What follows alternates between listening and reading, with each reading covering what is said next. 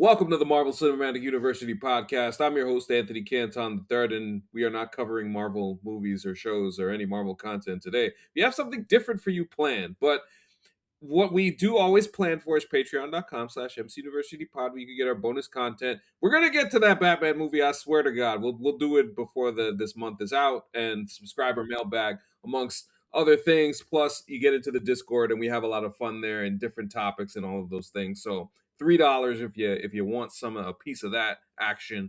And if you're watching on YouTube, please like, comment, and subscribe. With that being said, let me introduce the super producer and my pal, Jake Christie. Jake, how are you? I'm doing well. I'm excited for this conversation. I'm excited when we get to talk about the wider world of movie making outside the MCU and the DCU and all that. Yes, and as Jake said, we are doing a movies draft of what we're most excited for in 2026. We're leaving the comic book movies out of it because we're going to talk about those movies that we're excited for anyway on this show. So we figure in our own way, we could talk about some other things, show a little bit of our broader interest in the film scope, and then also if you're a Patreon person, if you're a Patreon supporter or a prospective Patreon supporter, we may do some of these movies behind the wall. So I think it's a good opportunity to get into that. So what we're gonna do here is we're gonna pick 5 movies, do that draft, and then we'll do a wild card and we'll talk about these movies also at the same time. As I was saying, I have a master list of 28 movies. Obviously, some of them I'm not that excited about, but like there's some good movies. When I was looking at the list, I'm like, shit. Especially like when I started getting into like even movies that aren't like that big. Now I'm like, wait, this director has a movie coming out. I know, so it's exciting. Right, exactly. And so I figure with the way that you just heard Jake sound so excited, and because he's so knowledgeable about these movies, I am going to go first in this draft because I feel like Jake has a broader perspective on all these things. So, with that being said, I feel like this is the easiest first pick in the history of mankind. The Odyssey. Yeah. Christopher Nolan. I will just say this, and we can get into it a little further. So when I went to go see Avatar over the holidays, they showed a 5-minute preview of the Odyssey in the trailers. And all I could tell you is the sights and the sounds and all of it was so enthralling that I said, oh my God. And this is not even just thinking about the entire cast that's in this movie. I'm just like over the moon. I can't wait for July 17th. Yeah. It just like it looks so like I understand that. I just think the Christopher Nolan aesthetic applied to like a sword and sandals thing is so interesting to me because he is so like kind of calculated in everything he does, and like it, and I think it just felt like in that like 6-minute preview, I love how much it was about like the actual process of what it actually would have been like being inside the Trojan horse, about how tough it would have been, like how there would have been the rush to open up the gates, like how it's all process. It's not like flashy. And like that, I'm like, shit, that's such an interesting angle to take for this. So yeah, I'm so excited. Yeah, the nuts and bolts of it all. I mean, it goes without saying. Like, I mean, you think of, Matt Damon, the Zendaya. Can I do the whole cast? Yeah, please do it because it's nuts. It's because we're only doing 5 each, so I feel like we got time. Okay. Let's go. Matt Damon, Tom Holland, Anne Hathaway, Robert Pattinson, Lupita Nyong'o, Zendaya, Charlize Theron, John Bernthal, Benny Safdie, John Leguizamo, Himesh Patel, William Lee, Mia Goth, Elliot Page, Bill Irwin, Samantha Morton, skipping some people, Corey Hawkins, Ryan Hurst from Remember the Titans, Logan Marshall Green, James Remar. Just what can you say? Like, that's the murderers of Murderers Row. I mean, it's just so fucking insane, man. I can't wait for the Odyssey. Good God. And definitely that's one we will be doing behind the wall for sure. Yeah, a 0% chance we're not doing the Odyssey behind the wall. And that's one we got to make sure you see in IMAX because absolutely. Did you see Avatar in IMAX? I did. Yes. So you saw the preview in IMAX and you're like... I sure did. That's what I said. Sights and sounds. I was totally just enthralled. Yeah, that's a movie where you're like, it's not even worth it. It's like, I mean, it'll obviously be worth it to see otherwise, but like, shit, when you see just how big it is. Like the size of that Trojan horse on that big screen. Humongous, like all of it. Oh man, I can't wait. I can't wait. So what do you have on your board at Question: Are first? we doing a serpentine draft, or are we just going back and forth? I don't care either way. No, let's do Serpentine. You could Okay. pick two. Okay, so my first one I'm picking is once again easy. The thing about it is I have a lot on my longer list that are like exciting ones, but in terms of what I'm actually most excited about, it's the easy ones. So my number 2 is going to be Dune Messiah, assuming it comes out. Gun to my head, I don't actually think it's coming out in 2026, Oh, but okay, okay. but at the very least, there's no way it's coming out the same day as Avengers Doomsday. There's no way that they're doing that. Avengers Doomsday. Yeah, Yeah. but Dune Part 2 was I know that the Dune movies are controversial in these parts. Um, you find them boring. But Dune Part 2 was my favorite movie of 2023. Hmm. And I think that because I liked the original one, like the first one, but Dune Part 2 I thought was just incredible. And I'm so excited to see the scale that they're gonna be working at. And like the fact that, Doom Part 2 did so well, and that Denis has the Bond movie afterwards. Like, if there ever was a chance that he's gonna just go off, I mean, especially like some of the shit I haven't read the Dune books, but some of the shit I hear happens in the Dune Messiah book, where like people like Hmm. become like fused with the worms and shit like that. I'm like, Wait, what? if they're Okay. giving him like $300 million to do that, like I'm really excited. Yeah, I know that. Yeah, I know that some people here think that the Doom movies are boring, and that's the first one I think is a little boring, but I think that the second one is incredible, and I'm really, really excited for Doom Messiah. Especially because Timmy's got it. The thing is, like, he's got it. We learned this because of Marty Supreme. Yeah, I he's saw the Marty guy. Supreme, and you know what he has in that? He's got it. Yeah. So Yeah, that dude is the dude. He's definitely the dude. So I mean, essentially mostly everything that you see him in, he cooks. So like I mean, listen, that movie's gonna make a lot of money when it comes out, and I know at least from levels of excitement that people have talked about. For whatever reason, I don't I know. understand it. I don't know. Sometimes it I just think the doesn't thing meld is, with you. I think it's Uh this huh. type of sci-fi. I think is not your bag. I think because it's closer to fantasy in a lot of ways than it is to sci-fi, and it's like Okay, and very that like might not be yeah. it's like very like I don't know. It's weird because it's both has a lot of fantasy elements, but it also has a lot of hard sci-fi elements. Like I'll say it doesn't surprise me that Dune is not a thing for you. Like Hmm. that doesn't surprise me. Which is why it's crazy that they gave him so much money to make it because like Dune is not a thing that I think everyone could get into. Like it's pretty crazy. But it seems like people have enough, and I think that's just speaks to the level of quality that Yep, Dennis is operating at. But Dennis. Dennis, uh, yes, his French Canadian parents named him Dennis.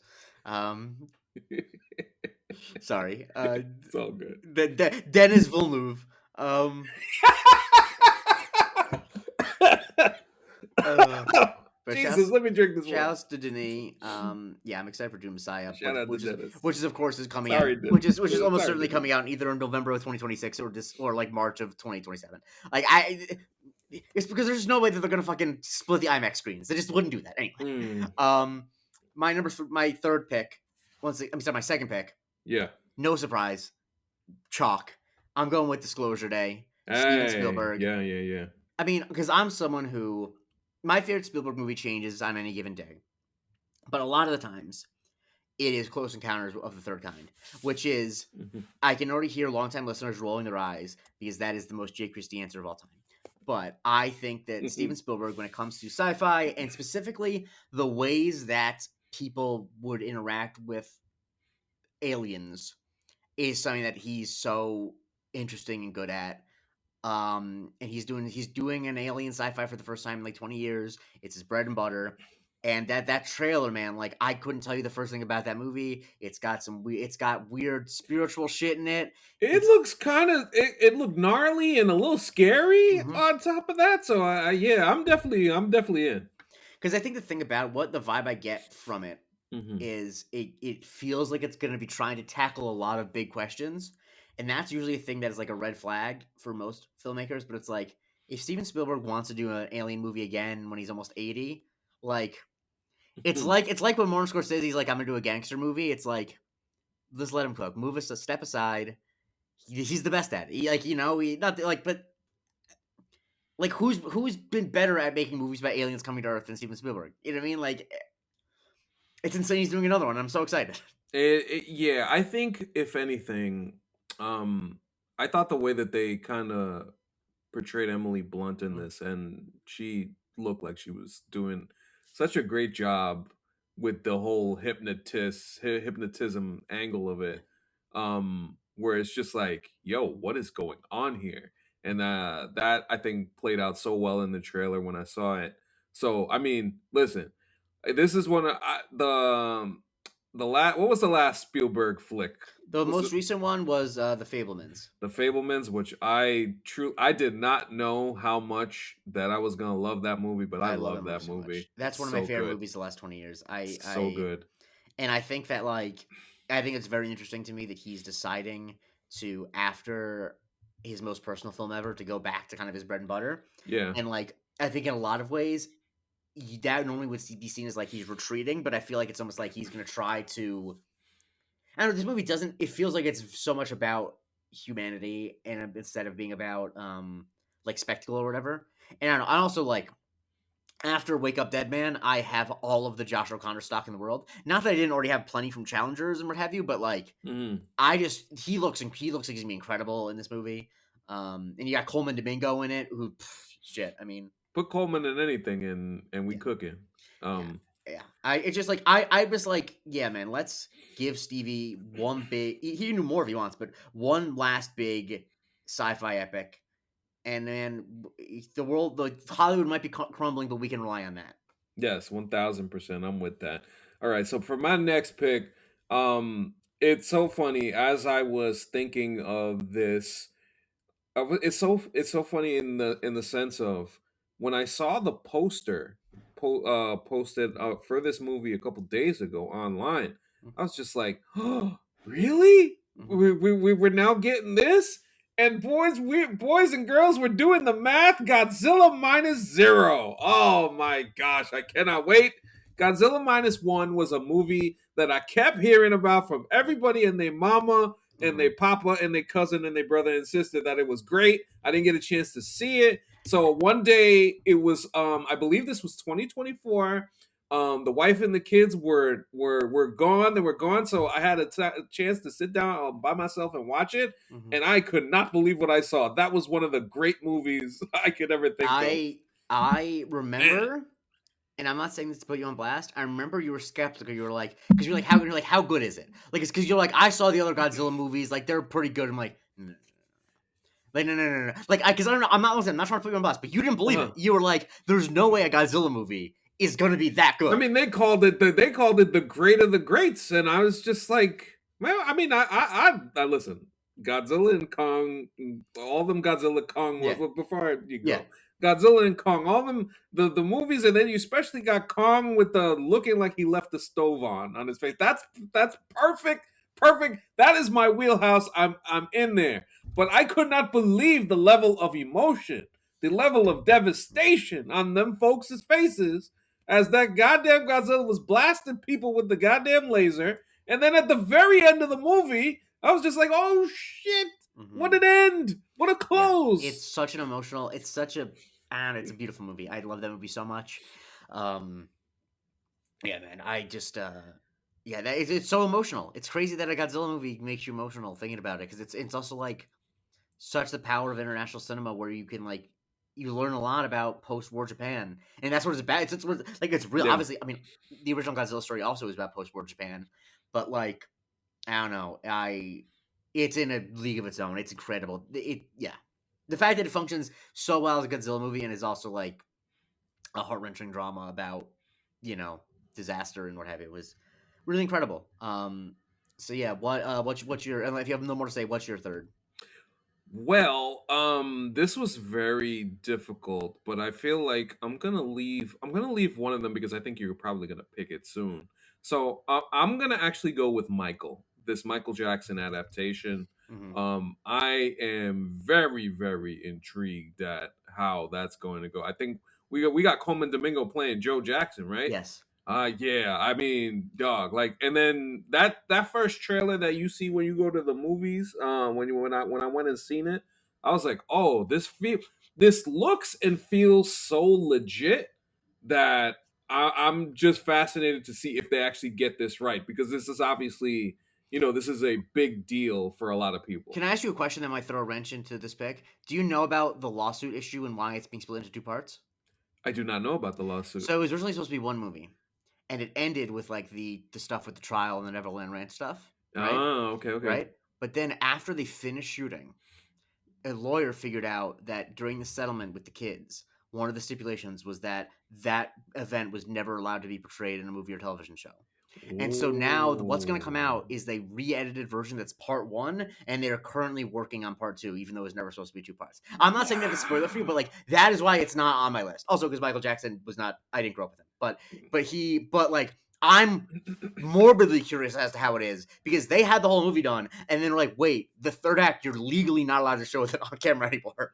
Oh man, okay. I mean, now I'm even more intrigued to see what they left out.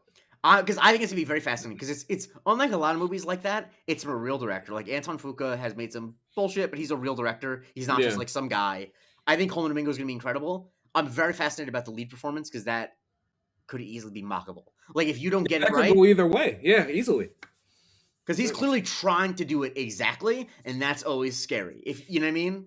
Yeah, yeah. No, you're right about Yeah, that. but So, no, yeah. I mean, culturally speaking, like I feel like when I think of Black Twitter and how everybody's kind of come together and everybody's like, we got to see this movie. That's gonna be a touchstone for yeah. people when it comes out. I can't remember. I think it's April that it comes Yeah. out. So He's definitely I mean, it's so fascinating. Like you're like, how did it take so long to make a movie about Michael Jackson? But like, it's so obvious why it took so long. Not just because of the later stuff, but also because like his trials and tribulations were like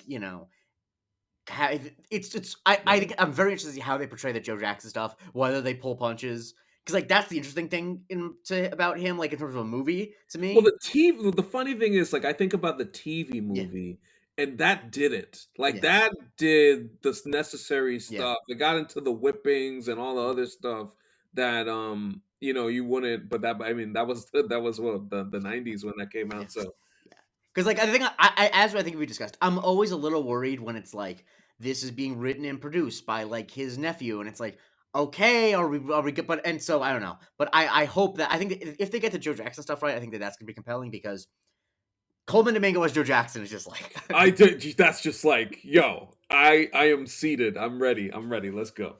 all right. All right, what you got? So my third pick, I is this my third pick? Yeah, it is. Fuck it, it is a movie that I only need to wait 3 days to see. I'm picking 28 Years Later, The Bone Temple. Everybody's been talking about that one. I mean, you didn't see the 28 Years Later, the first I one, right? do, I never did. I never did. I know a lot of people liked it. I loved it. And I know a lot of the focus on my job. A lot of the people who saw it were, especially the ladies, were making the jokes about the dong. Yeah, about the hogs. Yeah. Yeah. So they got a lot of big hogs. I think that did you ever see the original 28 Days Later? Yes. 20 Years Later, I think is incredible. I think it is one of the most profoundly sad and moving blockbusters I've ever seen. But it's also like insane because like they did a bunch of crazy shit where they shot a bunch of scenes setting up like 15 iPhones around a person, and then like and they took photos all at the same time and like where it goes around them and shit like Oh that. shit. It's nuts. Like Okay. you love it. It's like it's so good. And then like Ray Fiennes comes in like the third act and like is like blows everyone off the screen for a bit. Um, it's got a great child performance. Jodie Comer's incredible. And then I this like her. Yeah. so I really recommend it. And then the new one obviously is being Mhm. directed by Nia DaCosta. Salute to her. So I've seen her happy do that interviews. so happy that she got a reback because there's a version of that she doesn't ever get to direct a big movie ever again. And so I'm really glad that Danny Boyle scooped her up. Apparently, it's really good. People are saying it is as good or better.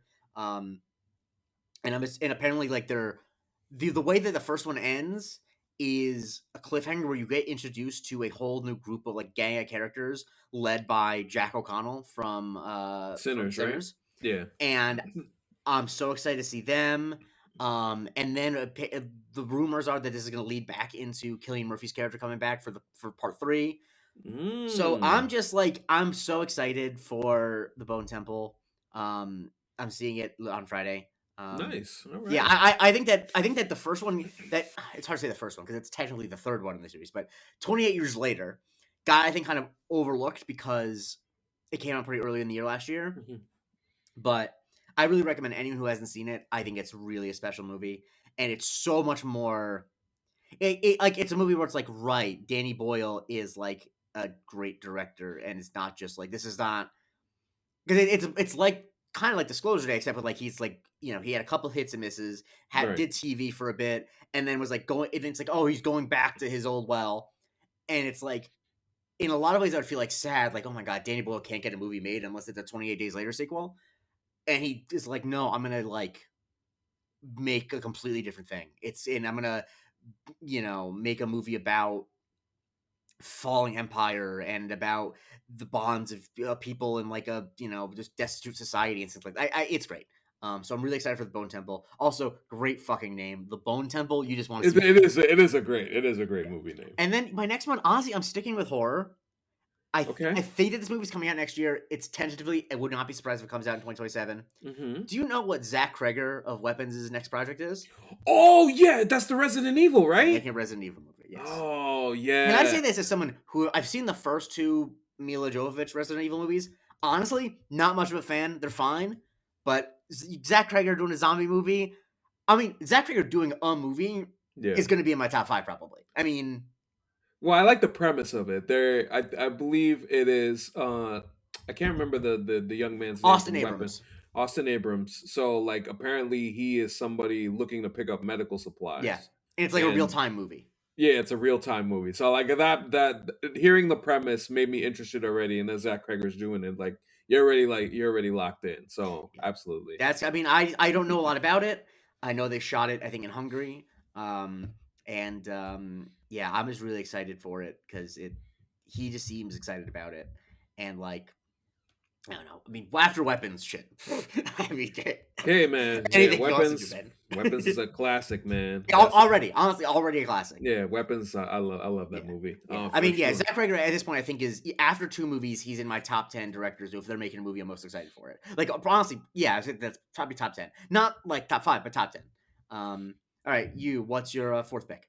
Okay, I mean, I'm surprised you didn't take this, but I think once I saw that we are bringing Tom Cruise back for Digger, I don't know what the hell this movie is about. I don't know what's going on, Mhm. but you telling me Tom Cruise and that little teaser that they Yeah, showed, you tell me this, I am locked in. I do not care what this yeah. movie is about. I am excited. I will be there. It didn't make my list because Inarritu, the director, has made some shitty films. He's a guy who can make really good movies or really shitty movies.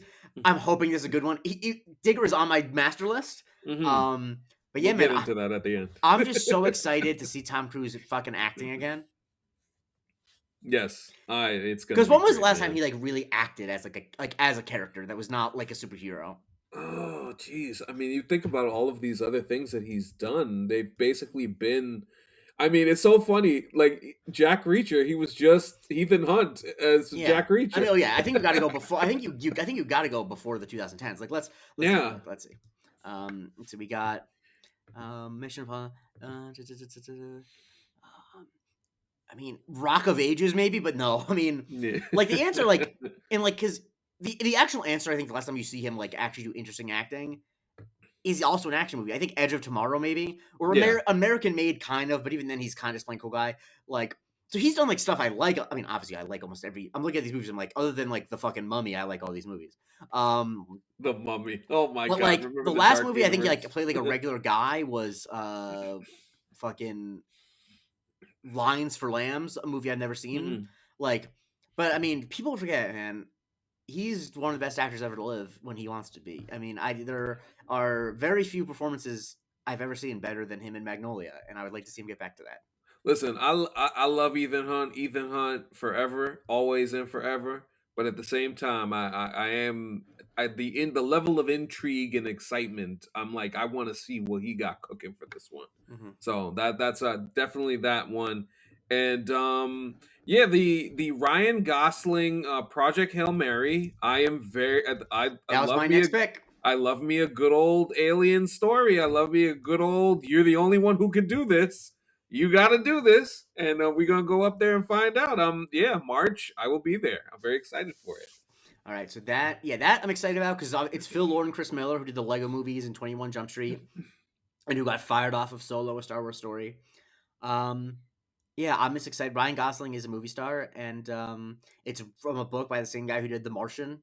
Like it just Mm, like it just got a lot of stuff I like. You know what I mean? It's like every new detail. It's like, well, I like that. I like that. I like that. absolutely. Yeah, I'm definitely looking forward to that one too, and that's not too far from now. So No. yeah. All right. So my final pick. Now that that's off the board, between two, do I go? Okay, I'm gonna go with it. I have not read this book, Hmm. but this franchise I am very fond of. I was very fond of the most recent entry. Hunger Games: Sunrise of the Reaping. Let's go back. Okay. Let's fucking go back. I mean, I'm a fan. I mean, the casting for this is unbelievable. That's the big thing about it, where they got fucking Jesse Plemons as young Philip Seymour Hoffman, got Ray Fiennes as the midpoint between Tom Blythe and Donald Sutherland. We got Elle Fanning as young Elizabeth Banks.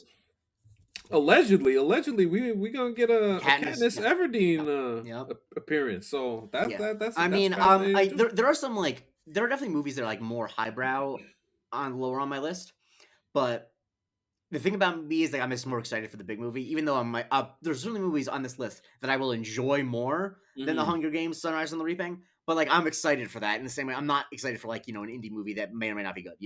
Hmm. But yeah, so that's my five. Nice. All right, so let's get into before we get into Jake's master list, which I'm looking forward to getting into. We have wild card picks. This wild card pick for me is a very personal selection and one that I'm very excited for. It's Super Mario Galaxy, and it's not because I'm going to see in the movie. This will be the first opportunity I get to take my son Josiah to a movie Nice. because Mario is his thing. So I'm excited to just see kind of like how he reacts to going to the movies for the first time and what's his attention span like, all that stuff. I that personally is, and obviously I'm a Mario fan too, so I'm gonna rock with it, of course. But just generally speaking, yeah, with Super Mario Galaxy, I'm looking forward to. So my wild card is this was gonna be my fifth one maybe, but I think it's a good wild card because it's gonna be on Netflix. And this movie once I just don't know if it's gonna come out in 2026. I think it's supposed to. Let me double check. Um, that yeah. So and honestly, I think people forget that this is happening. That Hmm. on Netflix this year is supposed to be released a spin-off movie about Brad Pitt's character from Once Upon a Time in Hollywood, directed by David Real? Fincher. Oh, that's Directed by David. right. I forgot about that. Oh Yeah. shit. Like the thing about that Oh. is Hmm. every ingredient in it is exciting. I love Quentin Tarantino's movies. I love that character. Hmm. David Fincher is one of my favorite filmmakers. All the rest of the cast seems awesome. And yet it's like a straight to Netflix spin-off of that movie does not seem like a good idea. Like the talent is telling me it's going to be Hmm. good, but the concept I'm like, no. I don't need that. And so I hope it's going I really really want it to be good. And Hmm. it makes me a little sad that that's what David Fincher's doing. Like David Fincher, fucking made Zodiac and Gone Girl and Fight Club and shit. Like he shouldn't be Seven. He shouldn't be Fucking having to make Mindhunter, the show. yeah, he shouldn't be having to make Yeah. spin-offs of Quentin Tarantino movies, but I just want it to be. I want it to be good Hmm. enough to make that worth it. To make him spending making a Netflix movie Yeah. about spinoff, like if that's good, then I'll be very happy. I feel you on that. I feel you on that. Yeah, that's interesting. Before you get into your master list, Of I want to course. just do a couple of honorable mentions Mhm. because I'm just genuinely and generally excited and intrigued to see what the fuck is that Street Fighter movie. Not on my list, but I knew you'd bring it up. I I'm just gonna don't see it know in theaters. what is going on. That's what I want to see. What is happening? This cast, the way 50 Cent looks, like what is going on? That's just a general like, holy shit, what are they doing? Yeah, I. It's definitely be. There's gonna be a lot of gifs and a lot of memes. A lot of memes. So many, so many. And let me just add this. No, take it. Do as I'm many. I'm I'm curious, like, what is the buzz gonna be like for the Mandalorian and Yeah, Grogu? the thing about it is, I didn't like fully order my list entirely, but the Mandalorian Grogu was in like the 15 to 18 range. Like I'm not. It's not like I feel like them choosing to take this to the movies was, I just don't think it was a good idea. I also think the title is awful. I think Yeah. and I think that season 3 and all like the spin-offs and shit, I think they actually don't It, think it it muddied the waters, I think. exactly. Like I think if there was no Book of Boba Fett, for example, and after Hmm. Mandalorian season 2, it's like we're going right into a movie, I think the vibe will be way different. And Yes. it's not. Like it feels like they're going to the movie because the TV spin-offs didn't work as well and like season 3 wasn't as successful. Um yeah, I'm just I it's actually startling how not excited I am for a Star Wars movie. Like If I'm gonna you, see yeah, it, but I mean, if you think about it, like if you go back to the Book of Boba Fett, they stuck in this incredible Mandalorian story in the midst of those halfway through that season, and it's kind of like lost in time. And then they translate it to season 3, and it just feels so weird what they ended up yeah. doing with Honestly, I that barely whole remember what yeah. happened in season 3. It's Luke, well, yeah, that's the thing. Yeah, you barely remember what happened in season. I remember more what happened to the Mandalorian and Book of Boba Fett than I do yeah. remember what happened in Because season 3. once we got to this bullshit about the Mandalore and Oh, Bo the dark saber, Katan, yeah, the dark and saber it's and all that like, other stuff. and Yeah, then it tried to be about like the different tribe and like where you wear the helmet or what. yeah. Then people got so mad at Lizzo and Jack Black. Oh, yeah, that or that, yeah. Oh my god, they were mad. Like, Those folks were. and like Woo, that wasn't even like the Jesus. problem. It's just like It wasn't the problem, no. but it's just like The all of it first wasn't season working. was such a great idea, and it worked so well. Of Yeah. like, it was like he does a bunch of different independent adventures with this baby. He meets a Yes. bunch of different people, and then at the end, they all come together to help him. And for some reason, they're like, okay, but what if we did some of that still, but then we also added a bunch of characters from the cartoons I made and made it about them, and then also made it about the religion from the cartoon. It's like, stop it. We want And to see him then be bounty hunter guy. listen, the moment was fine to do the Luke Skywalker thing at the end of season 2. I think it was totally fine. I think it worked, and the way that that season ended was totally fine. No problems with it. They went back to it and kept going. Why did they do that? There was I mean, obviously like I understand why they went back to it given that Grogu is the $1,000,000 character and they Yes, need to bring him back. But in that yes, case, don't write an ending where he gets taken out by Luke Skywalker. That's only effective if he actually is gone. yeah, yeah. That's where it just kind of at the end of the day, like even though the stuff in the Book of Boba Fett, you liked what you saw. At the end of I like it, some of what I it's saw. some of what I like. I'm talking about like the Oh, the Mando Mando? Oh, stuff. yeah, that was a great The episode. Mando stuff was way better than Yeah. almost anything that happened in that show. Mhm. And ultimately, like I feel like it took all of the heat out of season 3, just sticking Mhm. it in there. So, Yeah. we'll see. Okay, so the ones I had not that we haven't talked about. This is just a Yeah, talk master about list. It's kind of in an order, but not really. hmm Coming up soon, Send Help, the Rachel McAdams, Logan Lerman, Sam Raimi movie. Sam Raimi's I, back. Um, I keep seeing that um, commercials for that one. I mean, my take every time, like that's like the movie's about being stuck on a desert island and Rachel McAdams is torturing you, and I keep thinking Shannon Sharp. That ain't no problem. That ain't no problem. Um, Same note too. yeah. Toy Story 5. Obviously, Oh yeah. I don't think that they should. The thing about it is, much like Toy Story 4 is, I don't hmm think that they should be making a Toy Story 5. But like, it's probably going to be good because Pixar is good at making Toy Story movies. Like Toy Story Yeah. 4 is great, so it's like, I mean, what the fuck do you want from me? Jack of Absolutely. Spades, the new Joel Cohen movie, no one knows anything about, but it's a movie from one of the Cohen brothers. I'm putting it down. hmm Remain, which is I know you still are not on this guy, but it's an M Night Shyamalan movie co-written between him and Nicholas Sparks. I'm excited to see it. I'm not. No, I'm fine with M Night Okay. Shyamalan. I don't Did you actually see have a did problem you with. see Trap?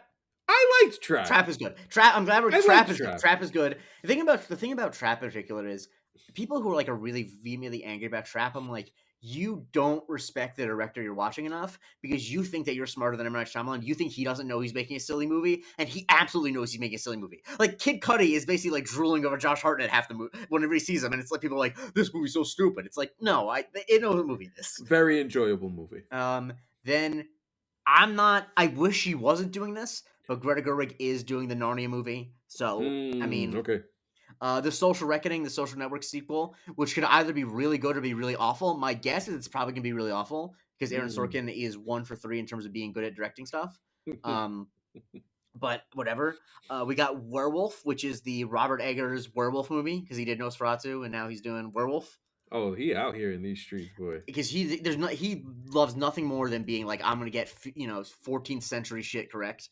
Um, this movie called Mother Mary. Be like, what is that? It is Hmm. directed by David Lowery, who's made like The Green Knight and a couple other things. And it is a movie starring Anne Hathaway and Michaela Cole. And this is the premise of it. Okay, you're gonna understand why I put it on here. The film follows the psychosexual affair between pop singer Mary and fashion designer Sam after the former's need for a dress for her new tour draws them together. A psychosexual affair between Anne Hathaway and Michaela Cole. I'm there. I'm sitting. What is the title of this again? Mother Mary. I'll be there. Good lord. I'll be there. Then we got Ready or Not 2, Here I Come. Oh yeah. I like the first one. I'm a big Abigail defender. People forgot about Abigail. I saw it in theaters and I liked it a lot. Yo, I saw that Zazie Beats rip-off joint that they just put a trailer for. That is definitely they ripped some pages off of that one. Let me tell you. And it's crazy because like Ready or Not is not the most original idea in the world, but like all of the stuff that's original to it, they stole. Like there are other ways to get to a whole group of people trying to kill someone in a big building. They didn't need to do like the same ceremonial stuff. Like and then after that I have Scary Movie 6. Okay. Oh yeah. All right. Yeah. The Wayne's brothers.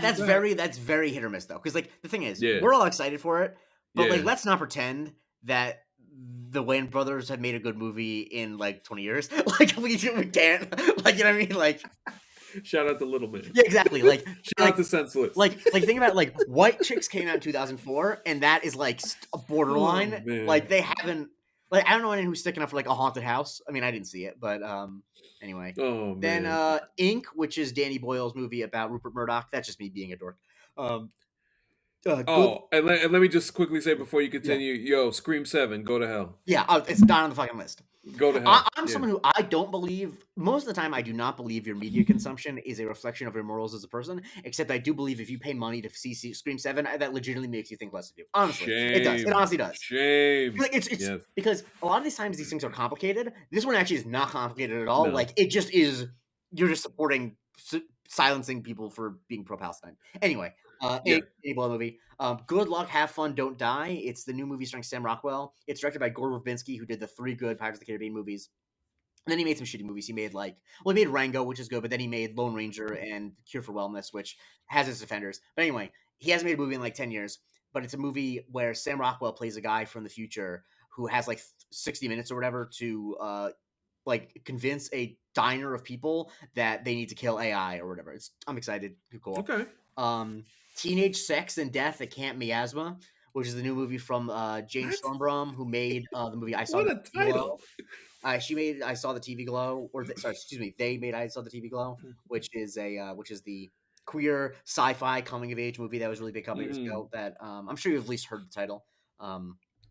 And The Rip, which is coming out this weekend. I was waiting to mention that. Listen, you give me Cops and Corruption, but no, I haven't. That's my wheelhouse. Matt Damon on screen. I'm there. Yes, and then you add them two. No, me, Cops and Corruption. Yeah. I'm there regardless of who's in it, even if it's bad. Yeah, I am there. I don't give a shit. Ben Affleck and Matt Damon and Steven Yeun is in this too. And you got fucking Supergirl. Sasha Calle's in it. You got Shauna Taylor's in it. I am there next week, baby. That's this weekend. This weekend. Yeah, that's weekend. We there this weekend, baby. Yes. The thing about it is it going to be good? Almost certainly not. But I'm there for it. I will be watching. I will absolutely be watching. Coyote versus Acme, which is the movie that was like unreleased forever. Yes. Good. Yeah, good. I'm glad that's coming out. The Bride, the Maggie Gyllenhaal Bride of Frankenstein movie. I see the trailer. It looks very weird. It looks a little over the top-ish. I have worries that it's style over substance. I don't really know, especially given that we just got a Frankenstein movie. But I liked Maggie Gyllenhaal's first movie, The Lost Daughter. I think Jessie Buckley's great. So I'll give her the benefit of the doubt. I think that Christian Bale he's being too Christian Bale-ish. Like he's doing too big of a swing with the voice. He's already playing Frankenstein. He doesn't need to be like a New York gangster. One, like I'm actually don't think is going to be good almost at all, but I am excited for it just because I think it's going to be a big cultural object. Is the Emerald Fennell Wuthering Heights? Because that's going to be like people because she's making Wuthering Heights like super sexual and what have you. I'm gonna see it, you know. And then the last one, this one that I think could be good or could not be good. How to Make a Killing, an A24 movie about Glenn Powell Oh yeah, Glenn Powell. I'm still having a I'm kid, still there. I'm having to still kid. there Yeah, for I'm Glenn here Powell for him. movies. My only worry is it's one of those movies where, and this is such a movie dork thing, where it's like this type of movie. If it's being released early in the year, it's like, okay, that means that you don't think there's any like awards potential here, which makes me worried. So like I'm a little worried because of that, but like it still could be really fun and good. So you know, I'm excited for that. Quick Glenn Powell question. What are we thinking after, the Running Man and then now you got this one? Are you concerned about this gentleman's No. choices No, choice? because this one is an A24 movie, so it's not really going to be affecting Okay. him. Let me see what else he's got coming up, though. 'Cause I think he's fine. Cuz I know he signed up for another season of Chad Powers. yes, Chad Powers, I think the yes. big thing with him is, like, I think the Chad Powers thing for him is not, like, as big of a problem as it would be for other people because he's, like, an executive producer and, you know, like, I think that he's more of an authorial voice in that. Mhm. Um, but I think a big thing for him is that let me see what he's got coming up. He's got, uh, the movie Ghost Rider, which is he's in the new J.J. Abrams Oh yeah, sci-fi movie. I think I said that. Yeah. Jenna Ortega's in that, I think. Yes. I don't think it's coming out this year, so I don't. That's why I Mhm. didn't pick it. So he's got that. And he's apparently supposed to be in the next Barry Jenkins movie. He's developing an Apatow movie. So like, I'm not. I think he's fine. The thing is, do I think he's going to end up being like one of the top 3 guys of the generation? No, probably not.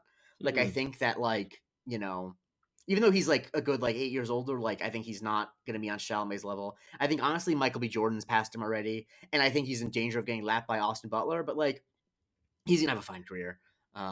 You know, What did you think of him of it being Austin Butler instead of him for the Miami Miami Vice. Vice? I think that Austin Butler is better casting for that character. Mhm. Because I think that I don't know about you, but I wouldn't believe that Glenn Powell is like a recovering alcoholic. Like I just, Okay. you know what Yeah, I mean? Right? Austin Butler could do it. Yeah, he could do Like it. I Yeah. think that like I mean I've actually really never watched the TV show, but I'm a big defender of the movie. And the movie is aided a lot by the fact that have you ever listened to Colin Farrell's interview with Bill Simmons, where he keeps asking him questions about the movie, and he says like, "I truly don't remember making the movie. Like I was so strung out." No, he just doesn't remember making the movie. Really? He remembers Oh, like three. He wow. remembers like the day that there was a shooting on set when they were shooting in the DR. Mhm. That there a guy came an off duty cop started shooting. So that was, and he remembers Oh, I that, but may need to go find that interview. Oh, he's like okay. very polite about it. He's like, yeah, I just really don't remember the day that they wrapped. He went to rehab, and the thing about it is, like, I hate to say it, but like that's why the performance is good because you're like, shit, this guy is in trouble. Wow, Oh my god. he's like that sweat on his forehead is real. Like he is that is. You believe that he would take a speedboat for 4 hours to Havana to try mojitos because he's a fiend for mojitos. Um, Yeah. yeah, but I'm Let me excited about that just movie. Yeah, yeah, that'll be interesting too. I'm gonna wait to see what people will be saying about Mortal Kombat 2. The first one was getting very, very meh, meh, meh, meh, meh. I But never saw it. I gotta check it out. I never was a big Mortal Kombat guy, so what I'm gonna do is before Street Fighter and before Mortal Kombat, I'm gonna marathon all of those movies. Actually, oh, no, perfect. I've watched the original Street Fighter, which is Hmm. quite poor. But obviously Shout out to Raul. Yeah, I was just Raul about to Julia say gives it's around it. You know too. what Yeah, it's like? It's what might be the great stats, bad team, best performance of all time. yeah. Because like that movie's not just bad. That movie's like incompetent. Like it's awful. Like half the guys aren't even like saying their lines correctly, and he's like the line of like today it was the most important day of your life, but to me it was Tuesday. You're like shit, and this man's Yeah, he was dying of cooking. cancer as he's doing that. Yeah. He was cooking. He was cooking. So, Yeah. so yeah, yeah. So I'm. 2026 is going to be a good year for movies. It's going to be very excited. We'll see what happens. There's some other projects like I can't even remember what the name of the Zendaya and Robert Oh yeah, the Pattinson joint. drama. The drama, like that's one I'll probably go see I'm too. gonna see that. That's one very much I didn't put on here because there is a possibility that it's not anything. You know, that Yeah, sometimes it's sometimes just movies like that where like they kind of come and go, and it's like why didn't no one talk about that? It's like oh, it wasn't really anything. Yeah, it was just I, but I'll definitely go see that one too. Mhm. I'm intrigued about that. But yeah, 2026. Looking forward to all the movies. Some of which the best ones. I'm sure we will cover on this year podcast. Mhm. And in the meantime, if you're looking for any of the Doomsday stuff and you're like, wait a minute, guys, if you're just new and you just stopped here, Mhm, it's like, why are these Marvel guys talking about just some movies in 2026? We did all the Doomsday teaser stuff last week. There's a lot of Marvel content in the past 5 episodes that I think will satisfy your appetite for that. And we got Wonder Man coming. I'm sure we got the Spider-Man brand new day trailer coming either mhm, any day now or any week now, and there will be an Avengers Doomsday full trailer mhm, at probably at the Super Bowl. So by that time, we will be knee deep in MCU content mhm. for the meantime. But Yeah, this is a nice little break, yeah. reset our palette, Also, and I think it's good. I like to, and I think you're similar. Obviously, not to the extent that I am, but like I think it's very good to encourage people who like comic movies and stuff to view other stuff. Obviously, we didn't pick fucking esoteric cinema. Most of the stuff we picked was like big franchise stuff. But like, I do yeah, think that like and I hope that you guys check. If any of the ones that listen to my honorable mentions sound interesting to you, I recommend, and I'm always recommending movies. You can follow me on Letterboxd, Jay Christie. And sometimes you'll yeah. see me log a fucking bullshit comedy from 2011. Just don't pay any mind to that. Don't look at that.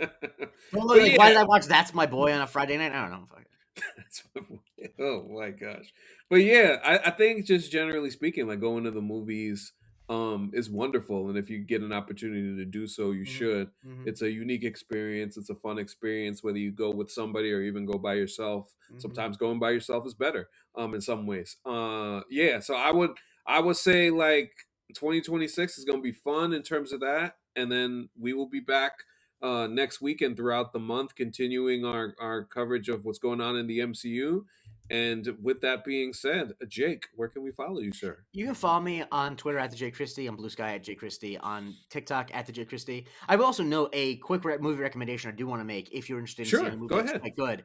The new Korean movie No Other Choice is awesome. If you are No not, other choice. if Okay. you're not, if you're someone who's not scared of subtitles, it's like a really black comedy, and it's really funny, but also like Park Chan Wook, the guy who directed it, is one of the best living directors. This sounds familiar. I feel like I It's know the basically premise the of plot of it this. is it's a guy who loses his job and he decides Yes. that in order to get a new job, he has to murder the people who are ahead of him, like who are more qualified than him. But it's not like as slapsticky as that sounds, but it's also like very darkly funny and it's a really good social satire. And I really enjoyed it quite a bit. And the good thing about it is because movies like Parasite and other things like that, and like Godzilla minus one, um, Hmm. you probably can see it unless you live in like bumfuck nowhere. You probably can see it somewhere. Like it's not like it's playing at like AMC's and stuff. So like that's really awesome, and I hope that people see it because I like the idea that a Korean movie can play at an AMC. Like that's awesome to me. Okay, no other choice. All right, I may have to check that one out at some I think point. it's gonna be on. I forget. It's gonna be streaming somewhere like it by like March. So if you but it's really it had me giggling in like the way that only a comedy about like murder can. You know what I mean? Where it's like you Hmm. shouldn't be, but Awesome. Awesome stuff. You can follow me on Twitter at Anthony Canton_3. Follow the show on all platforms at MC University Pod. As I said earlier with the Patreon, you already know what the deal is with that. $3 to get everything. And of course, subscribe to our YouTube channel. We are currently at 414 subscribers on YouTube. When we get to 500, it will trigger a contest for, depending on the time period, whether it's Spider-Man Brand New Day or Avengers Doomsday, we will take care of your tickets for you and your folks and whoever you decide to go see that movie with. And yeah, well, I have a fun way of how I normally set this up each time that we've done one of these contests. So we will continue that at 500 when we get there. So make sure you subscribe to that YouTube channel, and if anything, find me online, send me a screenshot that you did so, and you will automatically have a chance to be chosen for that particular contest. So thanks everybody for listening, watching, and supporting at the same time. For Jake Christie, I'm Anthony Canton III. This has been Marvel Cinematic University, and we will talk to you next time.